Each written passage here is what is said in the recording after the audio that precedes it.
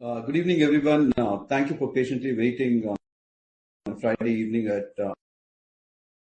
8 p.m. To listen to us. Welcome to the first quarter of financial year 23 the results presentation. We have Srikanth, Kiran Thomas, Anshuman Thakur,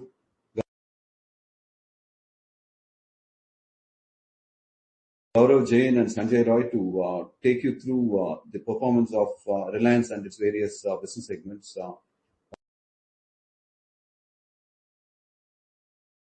Let me first invite Srikanth to talk you through about the consolidated results of the company. Thank you, and over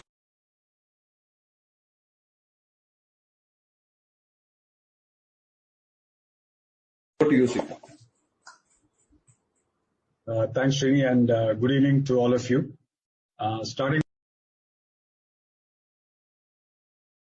with the highlights for the quarter, it's been a record quarter. Overall EBITDA at 40,179 crores, which is up 46% year on year. Net profit also up 41% year on year at 19,443 crores. On the back of strong O2C earnings, given firm demand and the extraordinary dislocation we saw in the energy markets, causing supply constraint. But it was just not O2C. When you look at each of our businesses have done well. Record retail revenues and EBITDA. We saw margin expansion led by favorable revenue mix. We saw normalized store operations. We saw higher footfalls. Similarly, on Jio side, we added about 9.7 million new customers. Strong rebound there, and also we're seeing good traction in FTTH, and again benefiting from improved ARPU. Oil and gas benefited from higher production in KG-D6 as well as improved realization. When you look at each of our businesses, as you can see, retail up 52% on revenue and 97% on EBITDA. We added 792 stores, taking the total to close to 15,900. We also crossed an important milestone of 200 million registered users. Digital and new commerce continue to grow, where it was 2x on a year-on-year basis, and now contributing 19% of gross revenues. On digital services, revenues up 22%, EBITDA up 26%, ARPU at close to 176, it's again up 27%. Our EBITDA margins upward of 50% there, which is a sequence which is an improvement of almost 254 basis points. Overall customer at 420 million customers, and I talked about the addition of customers. Also, data traffic up 27%, healthy growth with now almost 26 exabytes of data going through our network. On O2C side, revenues up 57%, EBITDA up 63% on a year-on-year basis. So EBITDA almost 20,000 crores there. On the back of spike in fuel cracks, we've been tracking the supply disruptions in Europe. On the petrochemical side, PX, PTA, and PT deltas, on a year-on-year basis, helped offset weakness in polymer and polyester delta. Of course, here segment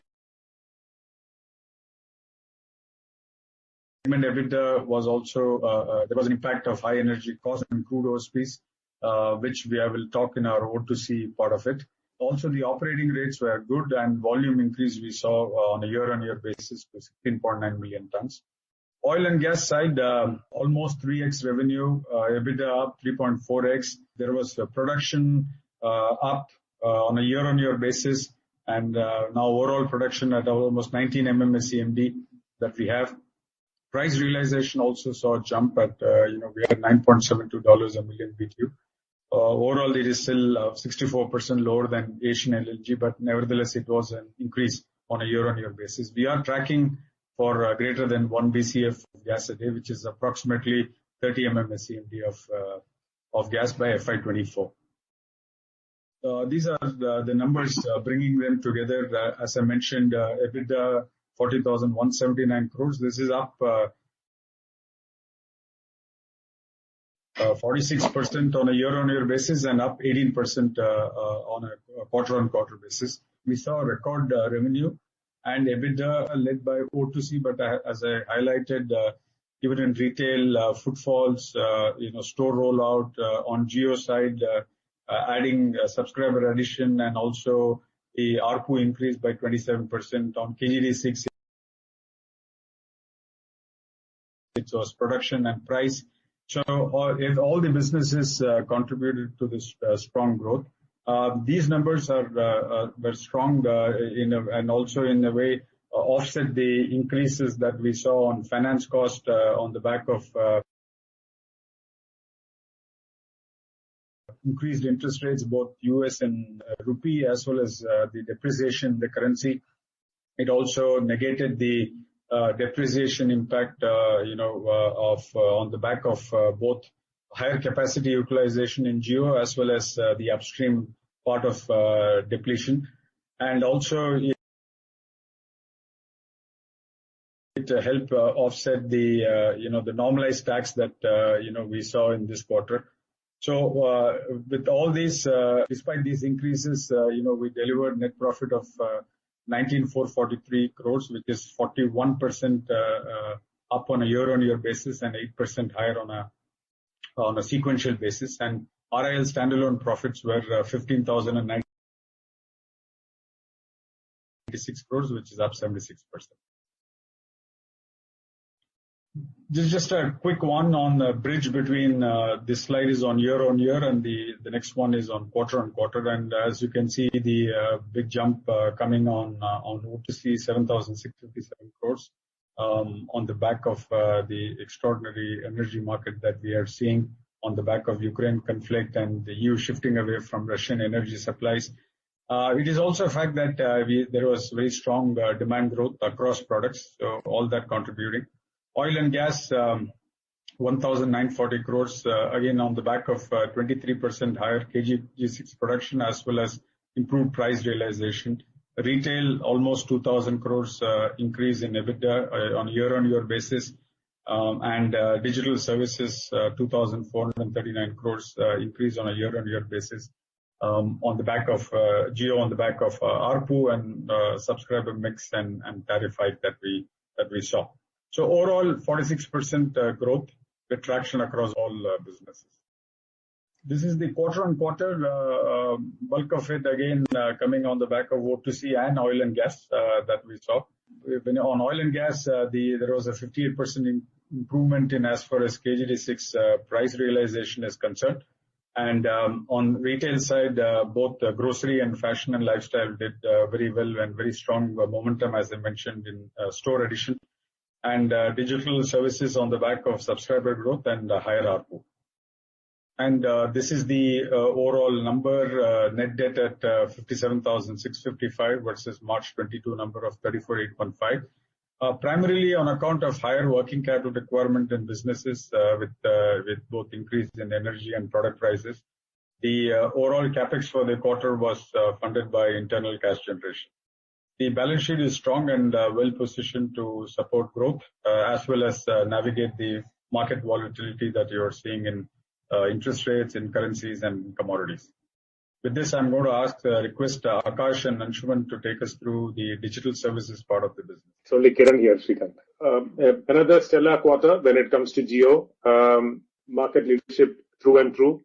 By a clear distance, we are now and we continue to be, by a clear distance, the number one ranked operator in India with nearly 420 odd million customer base as we speak in exiting out of June.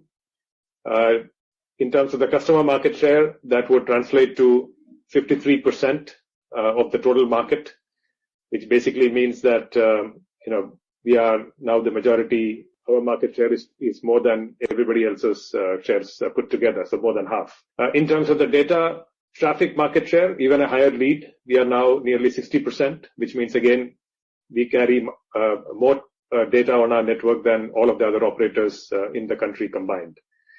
This has been a result of obviously an LTE network, an unparalleled LTE network with the widest reach, and obviously the depth of distribution and very innovative distribution channels that we have created, all of which also continue to create a superlative experience for our customers, as well as being the most attractive value proposition when it comes to both in terms of the data as well as other value-added services that we deliver to our customers. I think Srikanth mentioned earlier that if you look at it compared to previous year to this year, we have seen a substantial increase when it comes to per capita data usage, as well as that has translated also into growth in ARPUs. All of these are in the range of between 25 and 27% year-on-year growth. The increased usage obviously has been a result of very focused efforts in increasing capacity and obviously improving the network quality, which has translated into increased usage year-on-year per capita usage. And if you look at the total usage across our network on average, across a base of 420 odd million subscribers, we are seeing almost 20 GB per user per month, which is a phenomenal number. Also, ARPU growth has also been, there's a little bit of a tariff hike effect, as again Srikanth mentioned earlier, that is still rippling through. We did that a few quarters back, but as people are upgrading into those higher tariff packs, we are still seeing an effect uplift onto ARPU from that tariff increase that we saw.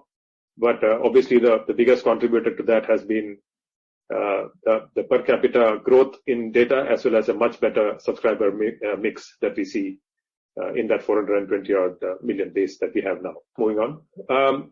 Also, very focused efforts that we are continuing to do across not just on the network, but also improving every aspect of the customer journey and customer interactions. In our network, what we have found is nearly 60 to 65% of our base perform recharges digitally, just to take an example. And traditionally, even a digital recharge was a multi-step activity where people had to go to the app. Sometimes they have to update the app, multiple steps within the app itself, multiple screens, and up until they are able to complete the journey. And many times it is a push kind of a notification that goes towards the customer. Maybe the customer is busy. The notification is ignored at that point in time, and then the customer moves on to something else and forgets to recharge, resulting in some disruption of service possibly later on. What we've been doing, again, to talk about some of the innovative work that we've been doing in this area, working very closely with WhatsApp. Facebook is an investor in our parent company, JPL. So working very closely with WhatsApp, we've been designing this experience, which is just a simple message that you get on WhatsApp, and with one click, because now even WhatsApp Pay is a service which has been launched. We were one of the first people to adopt it, so that with a single click, the customer can just recharge their service if they want to continue, or even update and upgrade their service in a few steps. And this is bringing that very familiar messaging paradigm that pretty much every Indian is used to, also into this self-service recharge experience as well. So this is just an example. Obviously, there are such innovations that we are continuing to develop as well as roll out across the entire life cycle of the customer's interactions with us. Also, I think in terms of reliability, Jio's network, not just in terms of reach, but also in terms of reliability, has risen to the occasion whenever the need has presented itself. Obviously, we all know what happened through the COVID disruption, where people were more and more relying on 4G network for connectivity. But also when there are natural calamities, and we've been reading about a few of those in the recent past as well. But whenever there has been a need for people to stay connected, especially first responders, etc., to stay connected during these difficult times, Jio's network has risen to the occasion.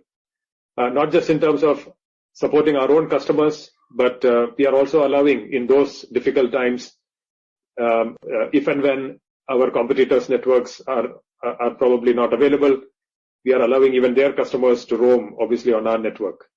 And also, we know that these are difficult times usually, and we step in also with a lot of support that we provide to our customers with respect to complimentary packs, etc., so that they can remain connected through all of those difficult times. Again, this is a reflection of a set of values where we've always put our customers first. And while it's a growing business and we are doing well from a financial perspective, etc., but it all starts with focusing on creating a superlative engagement and delivering continuous value to all of our customers. Also, the reason why we think we have a differential advantage in terms of network uptime, network reliability, etc., is a lot of investment that we've made in creating very strong platform and automation capabilities to be able to very proactively detect any potential service impacting events in our network and being able to close loop it with a response, typically from the field itself. Traditionally, all of these activities have been highly human dependent. While we have telco NOCs, etc., network operating centers, etc., a lot of the activities within the network operating center to detect, to troubleshoot, and then to marshal the activities back into the field. I mean, those were manual activities typically. What we have been able to do is take all of those and convert them into highly automated platforms. So the detection of the event, the correlation of that, the troubleshooting and figuring out what are the potential problems which need to be remediated, and then being able to automatically workflow that to the field where those actions can be done most often proactively, but even where required reactively, those actions can be taken quicker and with higher efficiency than before. What we have seen is a lot of that time saved vis-a-vis the analysis and trying to make sense of what has gone on has resulted in fewer false activities in the field, as well as almost 2 to 2.5 times higher productivity on a per agent basis with respect to the events that they can handle.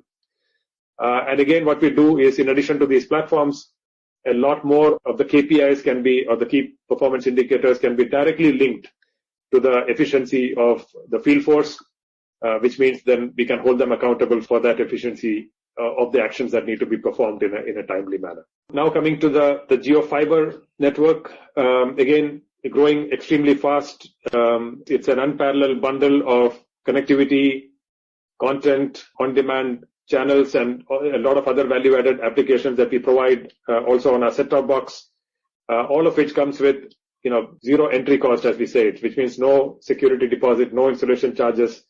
You just pay for the pack with no other additional cost for getting yourself connected on the Jio Fiber service.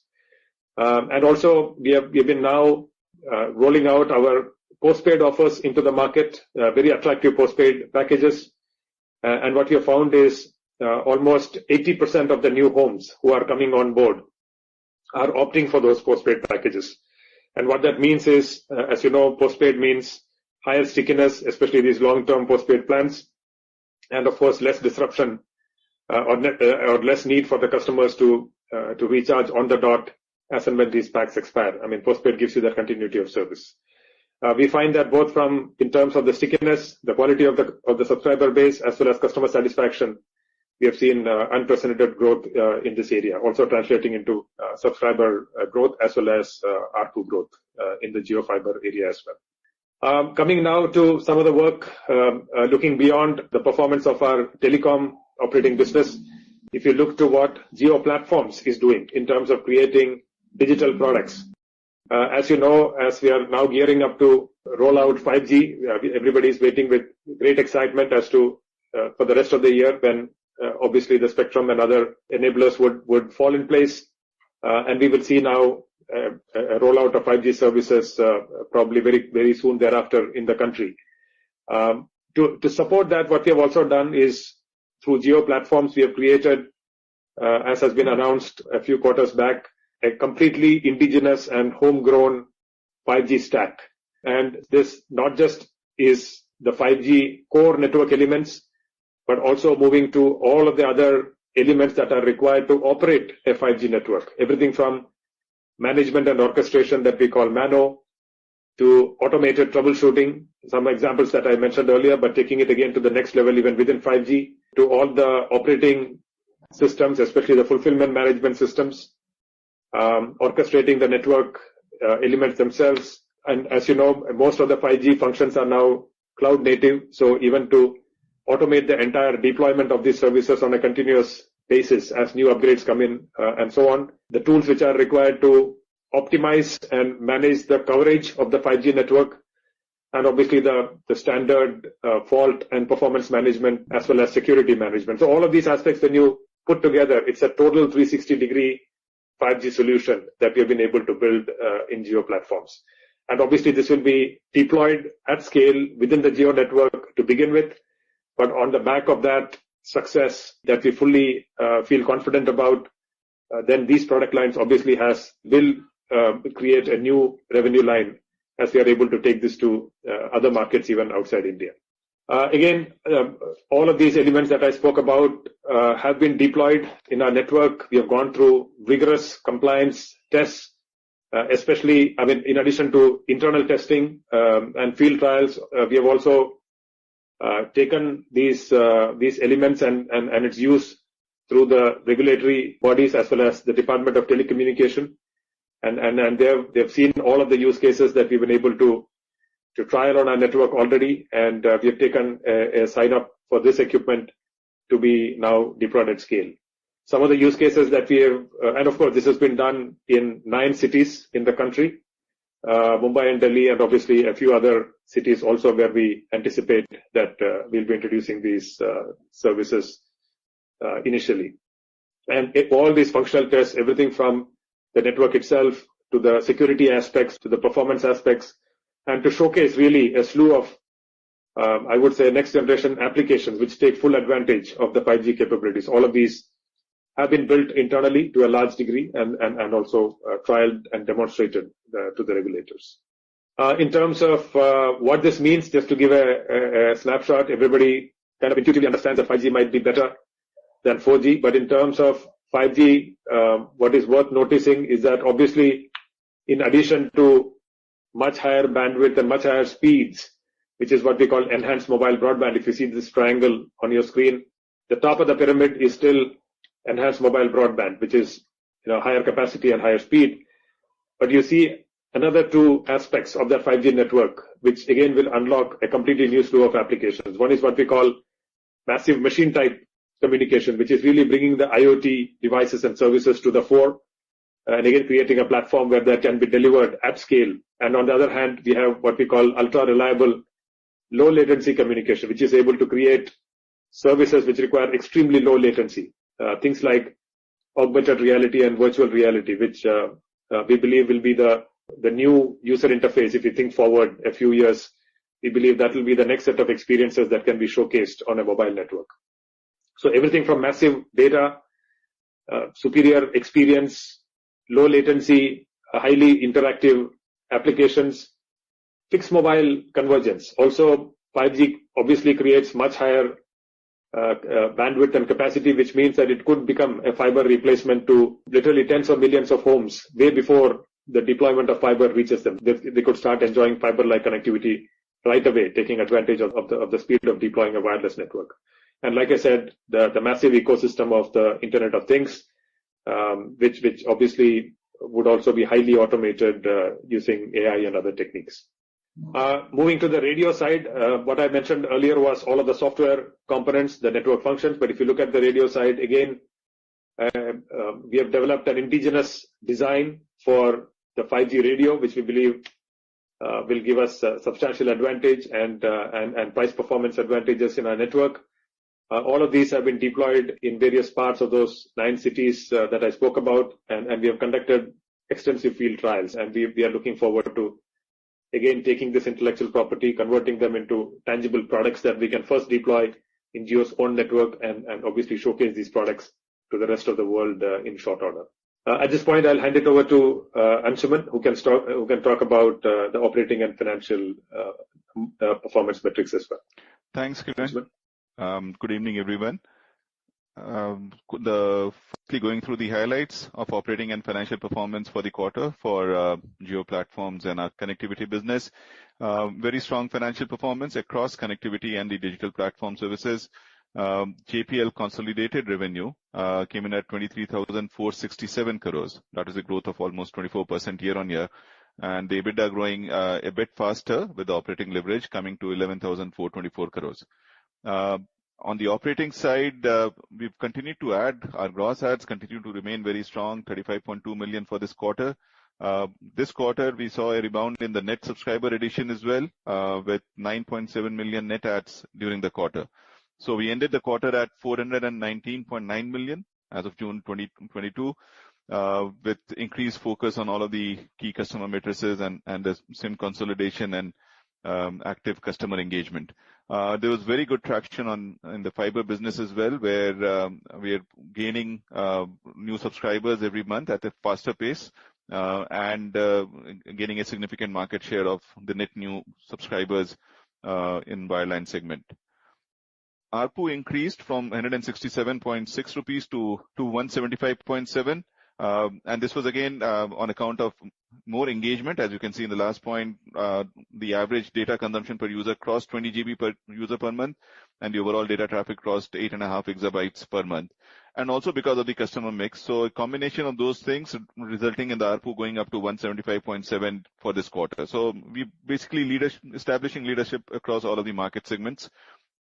Moving on the key operating matrices, total customer base, as I said, 419.9 million at the end of the quarter. That was a net addition of 9.7 million. ARPU coming in at 175.7 rupees.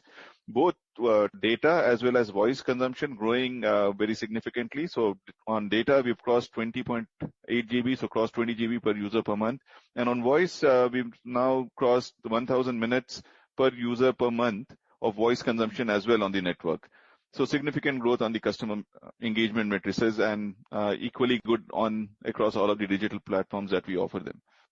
Moving to the RJIL, the connectivity business financials, the operating revenues came in at 21,873. So that's a growth of 21.6% over the same quarter last year. And it's been growing fairly steadily, as you can see on the chart on the left. And then on the right, EBITDA grew to 11,046 crores. Again, a fairly steady growth, faster than the operating revenues because of the operating leverage that we have. EBITDA margin came in at 50.5% for the quarter. And a summary of the Jio Platform Limited key financials. Operating revenue for the quarter at 23,467 crores, and EBITDA at 11,424 crores. And net profit growing to 4,530 crores for the quarter. So overall, very strong growth in revenues and profitability, margins improving on the connectivity business with operating leverage. And in JPL, we are now expanding the business more, investing more on the platforms, as Kiran spoke about. So a whole lot of traction across all of the business segments that JPL is involved in. With that, I'm going to hand over to Gaurav to take you through the Reliance Retail results. Thank you, Anshuman. Good evening to all. Let me start my presentation by talking through the operating context to give the perspective of the environment in which we operated our business in this period. So it has been our fully normalized quarter since the onset of COVID 2 years back. During this period, all our stores have fully been operational. That has also resulted in regaining of footfalls across the nation through all our formats and geographies. We got to about 119% of footfalls to a pre-COVID level comparison, resulting in about 175 million walk-ins across all our formats. The growth activity on the consumer side was led by opening of malls, resumption of offices, schools. Also festivities and the wedding season also contributed to all of the consumer activities. Consumer sentiments remain positive, though a bit cautious on the discretionary spend due to the inflationary concerns. With that said, let me just talk through the key highlights for the quarter. So it has been another quarter of our all-time high revenues, despite the macroeconomic headwinds that we faced on the inflation side. Record highest ever operating EBITDA, and that operating EBITDA also saw a strong margin improvement led by the operating leverage and the efficiencies that drove our business. Our customer base for the first time registered crossed 200 million benchmark, so that's a major milestone for us. We ended the quarter with 208 million registered customers. To also give you the scale at which we operated the period, we undertook over 220 million transactions during the period. That results into over 2.5 million transactions on a daily basis. So that's over 60% growth over the pre-COVID period. So our business is really growing on a strong note during this period. Our efforts to expand our store presence continues. We opened 792 stores across geographies and also added 3.3 million square foot of warehousing and fulfillment area to enhance our service capabilities. Our digital and new commerce footprint that continues to remain strong. Our daily orders on our digital platforms grew 64% year on year. Our merchant base on the new commerce side also scaled up over 3 times since last year. And we continue to further strengthen our portfolio of partners through new partnerships and acquisitions that we did during the course of the quarter. Talking about the growth for the business, we delivered a revenue of 58,554 crores at gross level, which is a growth of 52% year on year. Our fashion lifestyle business really grew 3 times. As the consumers came back to stores and also refreshed their wardrobes as the COVID impact reduced, and schools and offices and restaurants, malls all came back to pretty much pre-COVID levels of activities. Grocery, consumer electronics and pharma businesses also nearly doubled during this period. Our digital and new commerce business grew double over the last year, and the contribution of these channels now are at 19% of the gross revenue. While the revenue remains on a strong, profit has actually been much stronger. So our EBITDA delivered at 3,837 crores up against 1,941 crores last year, up 98%. EBITDA margin saw a strong improvement of 160 basis points year on year at 7.4%. EBITDA margin from operations was at 7.6%, which was a 350 basis point year on year improvement, which was led by just the mix of business, as we saw fashion lifestyle and consumer electronics and even grocery coming up big in as the markets opened up, and also the operating leverage that we saw with strong like-for-like across the consumption baskets. Our store footprint remains on track. We opened 792 stores compared to 793 stores that we opened last quarter, taking our total store count to 15,866 stores, about 46 million square foot of space. We added about nearly 4 million square foot of space this quarter. We also added 79 new warehouse and fulfillment centers to enhance our service capabilities to both our consumers as well as our channel partners and all the deliveries that we do on digital platforms. We added 17,000 new jobs, taking our employee base to over 379,000 people across all our offices and store locations. We talked about how we have been strengthening our portfolio of brands offerings. We announced our franchise relationship with Gap, and Gap is the leading American fashion brand. We also entered into a franchise relationship with the Italian luxury brands Tod's. The relationship with Pret also helps us to enter into the F&B space, as they are one of the leading players in the food and organic coffee chain business. We acquired the Catwalk brand, which is a leading footwear player in the Indian market. Also took over the franchise rights for Sunglass Hut, which is a multi-brand premium eyewear retail chain in India. Also formed a JV to manufacture toys in India to help strengthen our play in Hamleys business. So strong reach out to various brands across various verticals. On the financial performance side, gross revenue, as I talked through, 58,554 crores, up 52%. EBITDA from operations at 3,897 crores, up 180% from 1,390 crores. It's also up 9% on a sequential basis from 3,584 crores. EBITDA margin from operations, margin expansion of 350 basis points from 4.1% to 7.6%.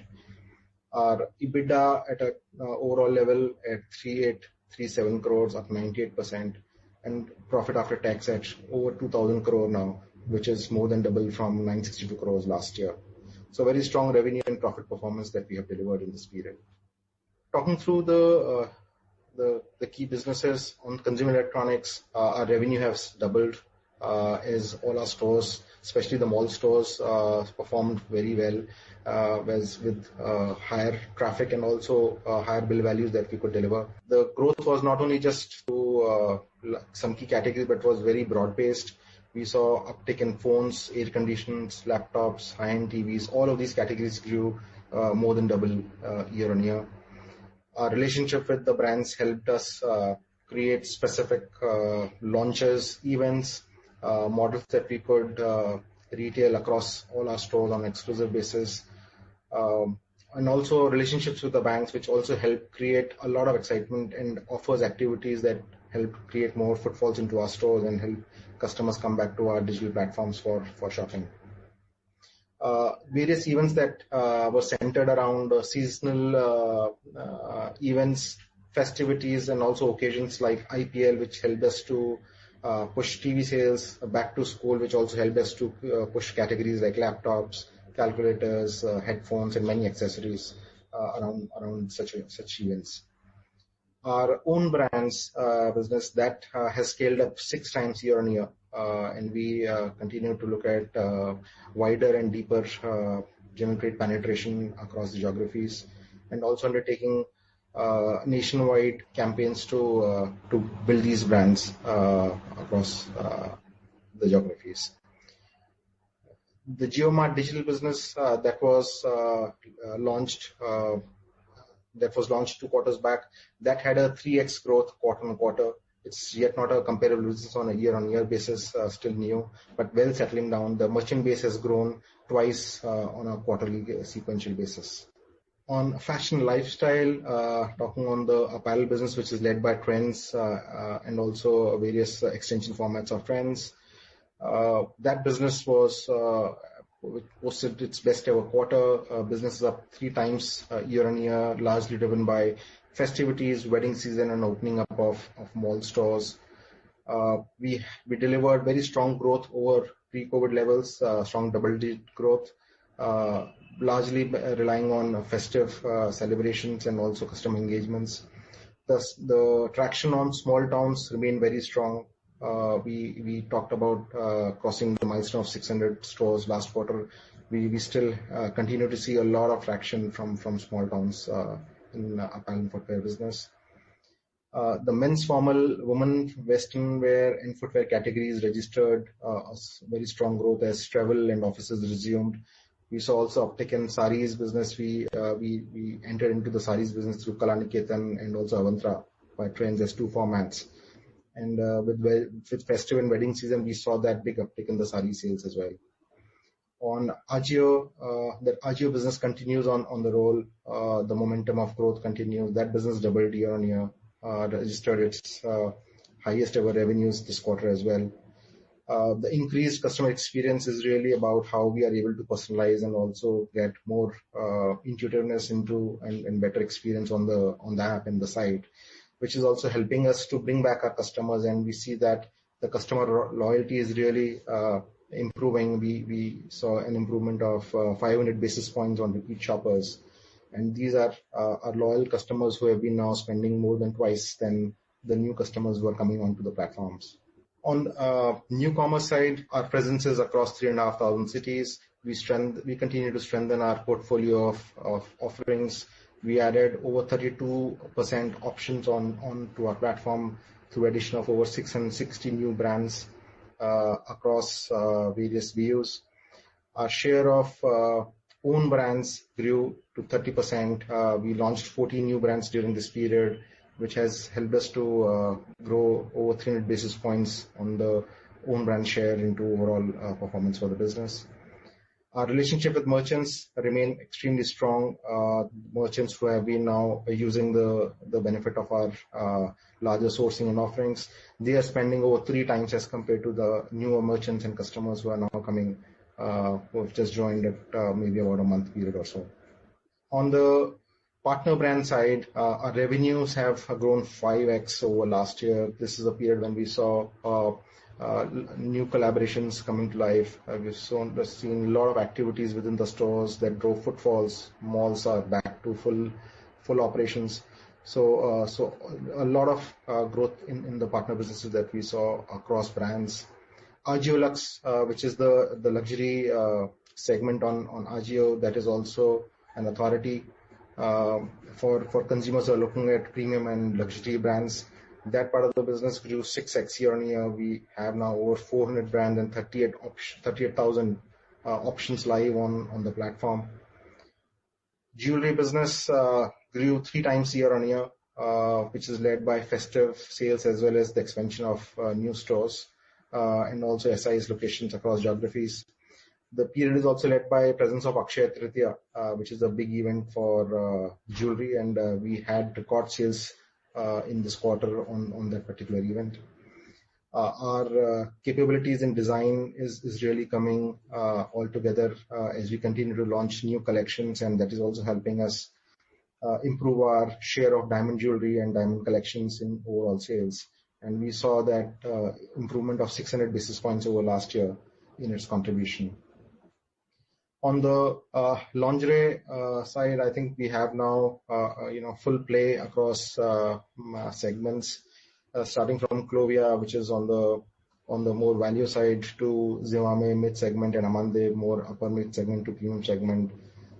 Also have got Marks & Spencer and Hanky Moller, which takes the more premium side of the offering.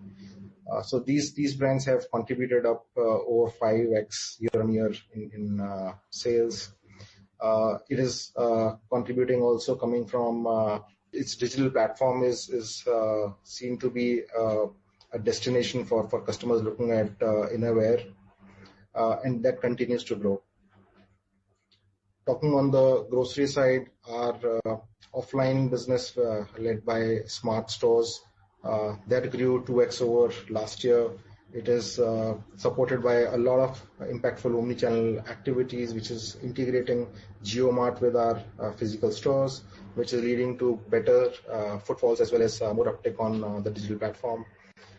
Daily subscription business through Milk Basket is also on a growth path, and that has been doubling over last year. Our catalog size has also improved by 44% during this period as compared to last year. That is helping us to offer a much wider set of products on JioMart as well as our stores to complete the shopping mission for our customers. Our grocery business is vertically integrated, which allows us to source our products from small and large suppliers and manufacturers directly, and that helps to keep the prices low. During the times when consumers are facing inflationary pressures, our sourcing efficiencies have helped us to pass on the price benefits, especially in the key value items, to millions of consumers, helping them buffer the impact of inflationary pressures. So that's really where all our efforts in back-end supply chain and sourcing really comes to play. And there we have really helped our consumers to buy at the right prices and also face maybe just get the benefit of the right pricing from all our formats.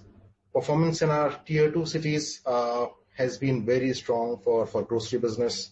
The growth in these cities has been more than twice than what we have been seeing in tier 1 markets. And events like Tagdandan Sale, which is one of our largest events during this particular period, that has created a lot of excitement for customers to come back to stores. And when we look at the contribution of non-food within the stores, I think all of these make a lot of impact on consumers shopping. So with very concerted efforts, we have been looking at increasing the share of non-food into our overall offering. That went up by 470 basis points. So categories like general merchandise, apparel, stationery, toys, there are a lot of categories that would form under non-food, and that completes the entire shopping basket for households when they come to our stores. We continue to strengthen our own brands play as well. We launched Bubbles soft drink as well as Joyland confectionery during this period. New commerce, we added over 4x merchant partners on a year-on-year basis. Our play has been not only just to partner with with Kirana stores, but also onboard Horecas and small institutions. We have been investing immensely in putting together the supply chain capabilities to service them. During this period, we have launched 33 new facilities, including 4 cold chain facilities, and also creating very specific offers and catalogs for our Horeca institution customers. On pharma side, business doubled over the period, led by better footfalls into our pharmacy stores as well as digital commerce orders on the NetBeds platform. 80% of our stores are hyper-local enabled, which allows us faster delivery performances to our customers. Our merchant base, which is really where we partner with smaller chemists and drug retailers, that is up 50% quarter-on-quarter, again, not comparable on a last year basis. And our presence for our merchant base is now spread in more than 2,400 cities. Urban Ladder, which we acquired over last year, that business has also doubled over last year with some of the key big events like the Full House Sale, which creates a lot of customer engagement activities, resulting in uptick in footfalls and web visits. And one of the big focus areas for the business has been to strengthen its product offers. And during the course of this quarter, the business launched products like Create, which is about custom sofas, Liaison, which is on recliners, Aracraft and Gypsy Trunks, which is on furniture and decor product categories as well. So as we look ahead, our focus remains clearly defined. Our intent is to continue store expansion across all our businesses. Digital commerce and omnichannel capabilities has been resulting into much stronger engagement with our customers as they shop between the stores as well as our platforms. So we continue to strengthen that part of our channel. Our new commerce business is accelerating with onboarding of new merchants, and we are now looking at how we further increase the share of wallet in partnership with our merchant partners. We look at strengthening the entire supply chain infrastructure as well as the product and design capabilities, and of course looking at how do we further scale up all the businesses that we have acquired and also partnered over the period of time. With that, I hand over back to the team. Good evening, everyone. Thank you, Hemant. On the oil and gas performance, if you look at the EBITDA performance and the revenues, we did significantly better quarter on quarter, primarily driven by marginal growth in production. In KG-D6, we're at about slightly over 19 million standard cubic meters production, which is about 20% of India's current gas production. And in CBM, we've been able to sustain the production at about 0.76. Apart from this, higher gas price realizations contributed to the stronger revenue and EBITDA. As you can see in KG-D6, we realized $9.72 on a weighted average basis. And that is primarily because of the ceiling prices were raised from $6.13 to $9.92 during this half. Similarly, in CBM, we had stronger realizations, nearly $22.50. So that these are key drivers to the growth. Now we are also expecting the MJ field to be on stream by the third quarter of this year, of this fiscal year. So that should add further growth in EBITDA and value in the quarters to come and the years to come. So just to give you a recap on where we are on the MJ gas and condensate field, it comprises of 3 major components: the subsea production system, the risers that connect it to the FPSO, which is a floating production storage and offloading vessel. Now, just to give you an update, in terms of the subsea installation of the subsea production system, this has been on track, and we expect to complete all the activities by the second quarter. Similarly, the FPSO is expected to arrive in India by the second quarter. So once both of them come together, then the activities to connect the subsea production system to the FPSO will be undertaken. Meanwhile, we are looking at the lower and upper completions to be done for the wells. we're already currently we are on the first well, and we are progressing towards commissioning each of these wells in the subsequent months. In KG-UDW1, this is a block which is contiguous to KG-D6. We are pursuing infrastructure-led exploration over there. The whole idea is any resources that we can accrete, we can monetize with the existing infrastructure. So the prospect maturation is underway, and we expect to undertake an exploration well next year. Overall, the outlook is once the NG field is commissioned, we should be progressively moving towards delivering more than a BCF per day by FY-24. Just to give you a perspective on the global gas markets, as you all know, the gas prices continue to remain elevated. There are two major drivers to it. One is the European demand is now shifting towards from Russian gas to LNG supplies, and which also impacts the Asian consumers. Also, there's been supply disruption. So we've seen the Freeport LNG terminal in the US, as well as the Nord Stream 1 pipeline disruptions. So that's a substantial amount of volume that has been impacted. And as you can see, the prices even at current day is, at about, in terms of the TTF, which is reflective of the European market prices, it's, here we see 31.59, but currently it's at about $45. And similarly, JKM is at about $38. So prices continue to remain elevated and are expected to, given the challenges that are there today. In terms of the Indian gas market, the outlook remains robust, and one of the big reasons is the availability of domestic gas, because that's the domestic gas, with particularly like in KG-D6, where there is a price ceiling that is much more in demand as compared to the market prices that particularly the JKM prices that are currently prevailing at these times. In terms of ceiling, as you are aware and earlier, price has and higher relations affected on higher prices across this May other route. Now, see that demand remains, which is when elevate prices and are can add the remove prices. Or we expect gas Reliance in the to come. Thank you much. Going to this presentation, the OT. So, this quote is about the dislocation in the energy markets, and we saw a supply of crude refining in Ukraine and embargo Russian. Same we also trend and more gas to switch tighter fuel market. Sun talked about LNG prices being elevated, not only because of the Asian issue, also because of disruption at Freeport LNG. So all that meant that LNG price continued to remain firm. Ethane, in a way, tracked LNG for most of the quarter. Also, with this kind of dislocation, meant that there was significant increase in logistic cost, and energy prices itself does drive up the overall operating cost. When you look at the performance, both revenues are higher.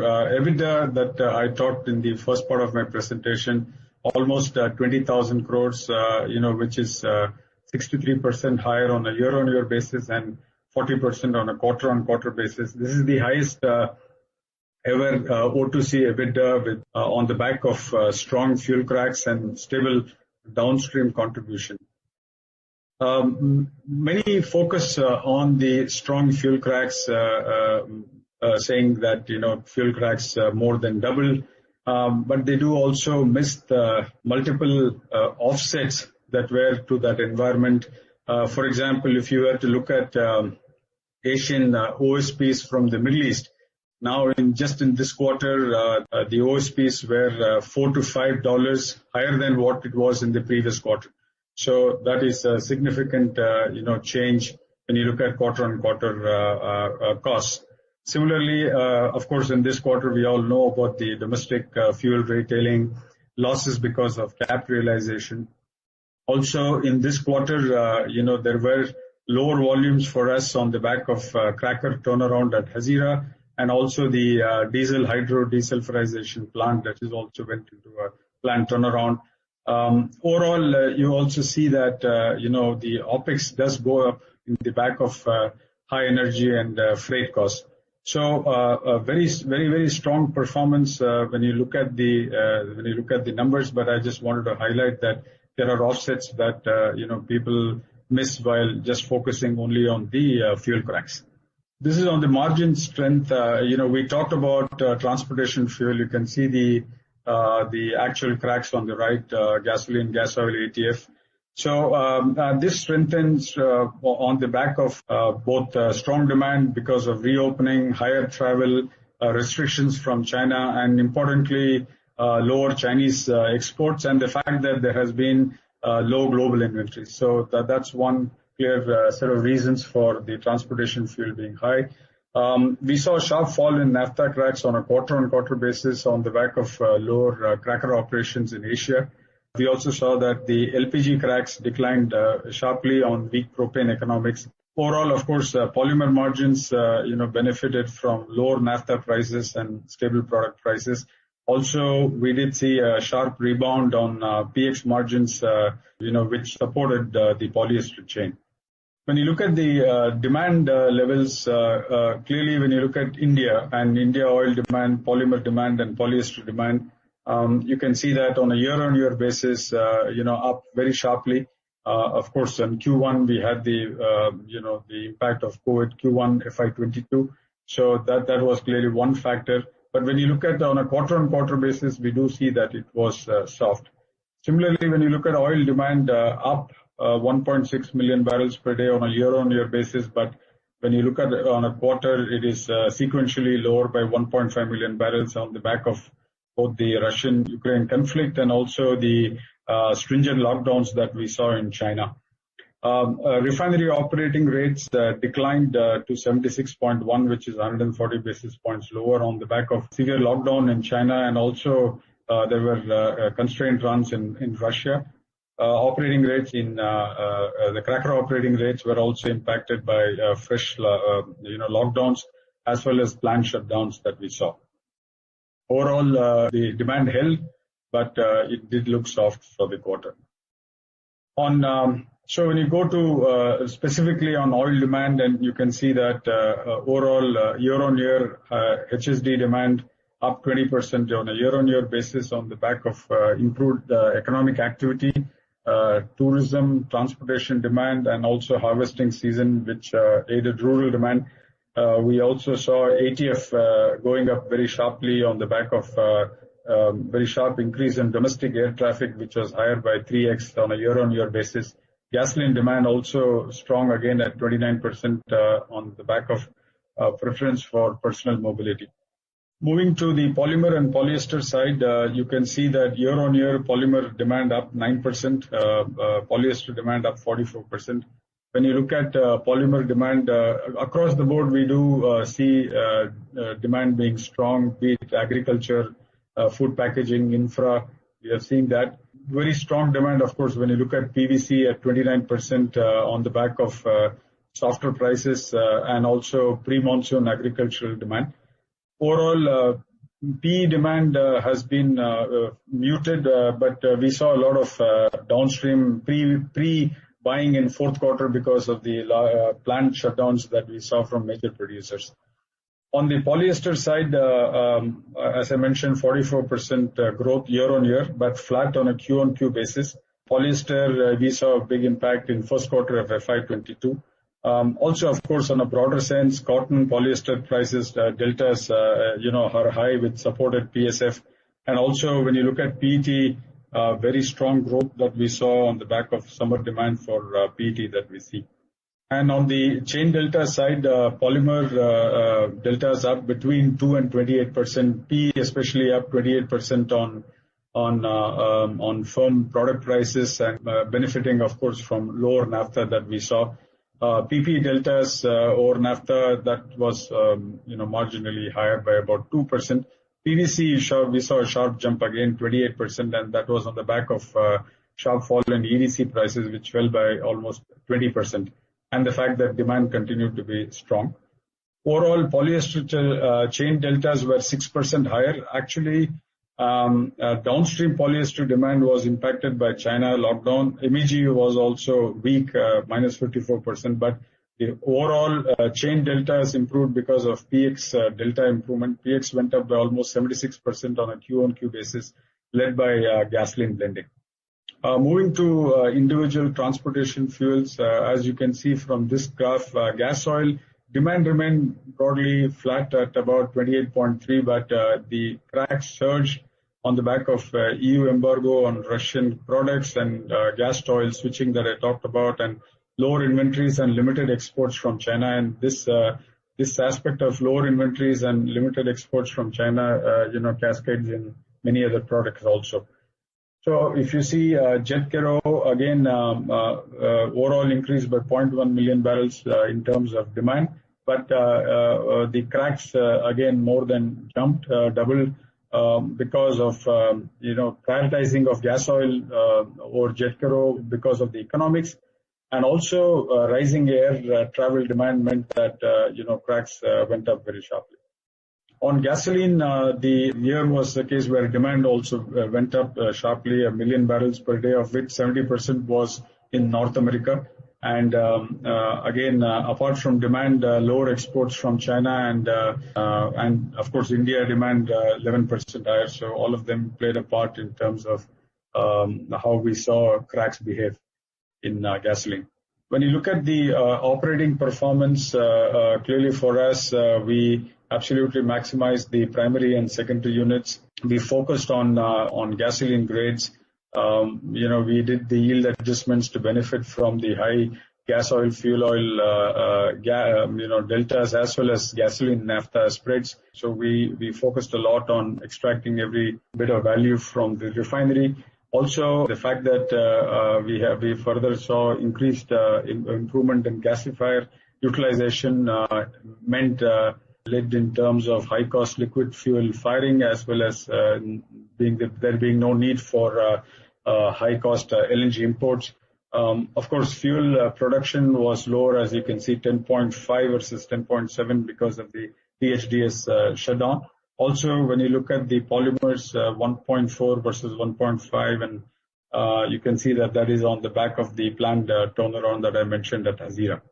Overall, this just brings the various factors at play, but just to touch the main one, macro, we do expect oil demand to go up to be at about 99.2, which is 1.7 million barrels per day.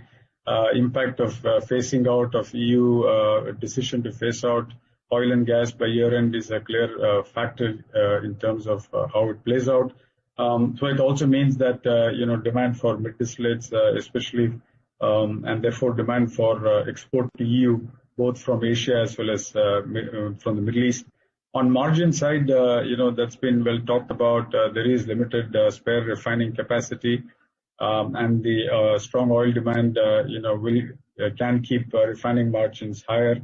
There is clear recovery in aviation demand because the pandemic woes are subsiding, and the fact that there are lower exports from China are supporting margins. Though of course on specific products, PX, PTA, and MEG, we do expect it to be range bound due to the overall capacity overhang that we see there. Demand drivers, again, it's transportation fuel, and where the lockdowns in China to be eased, you'll see demand coming there too. Overall, polyester polymer demand, we do expect to see some improvements in the coming festive season. On the challenges side, we have been seeing the whole concern of recession, slowdown on the back of both higher prices as well as the responses by various central banks all over the world in terms of wanting to take interest rates up to curb inflation. So you're seeing the impact of that. So those factors are definitely fall in the category of challenges when you look at what will be the outlook over the next 3 to 4 quarters. And of course, any duty on exports, will have an impact on overall realizations that we have. And just to bring together the overall performance, very strong earnings growth that we saw both on EBITDA as well as net profit, and as we had highlighted right through, led on the back of O2C, but also every business, retail, Jio, as well as upstream have contributed meaningfully in terms of the year-on-year growth. Sanjay talked about being on track to deliver 1 BCFD per day of gas in FY-24. Retail, the focus continues to be on onboarding merchant partners, new store addition, and scaling up of our omni-channel capabilities. And on Jio, both the leadership in connectivity, be it mobility as well as FTTH, as well as the broader 5G deployment that Kiran had talked about. Overall, we have a strong balance sheet and multiple growth drivers to deliver value creation. Thank you so much. Appreciate you all being on this call.